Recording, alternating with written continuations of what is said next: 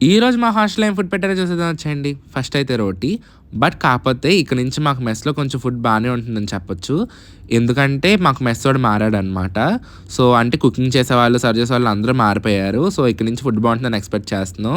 But కాకపోతే problem మాత్రం ఒకటే. సర్వ్ చేసేవాళ్ళు కొంతమంది అలాగే ఉండిపోయారు. అలా ఒక రోటీ ఏయమంటే 3 ఏస్తారు, 2 ఏస్తారు. ఏంటో అసలు ఎందుకు సర్వ్ చేస్తారో కూడా తెలీదు.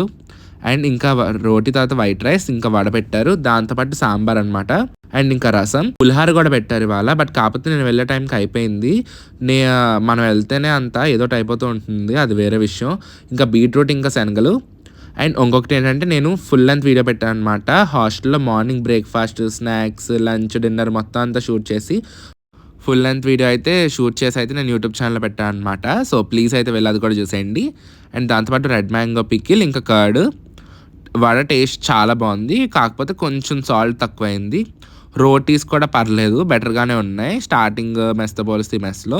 బీట్రూట్ ఇంకా శనగల కర్రీ అనమాట. ఫస్ట్ టైమ్ తింటున్నాను నేను. అసలు వండుకుంటారని కూడా తెలీదు.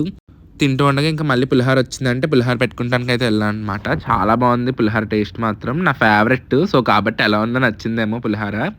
అండ్ టేస్ట్ విషయానికి వచ్చేటప్పటికి మెస్ ఫుడ్ మాత్రం అన్నీ చాలా బాగున్నాయి. And so that's is for today's video. Next video మళ్ళీ కలుద్దాం. వెళ్ళే ముందైతే ఫుల్ లెంత్ వీడియో చూసి వెళ్ళిపోయినంత వరకు బాయ్.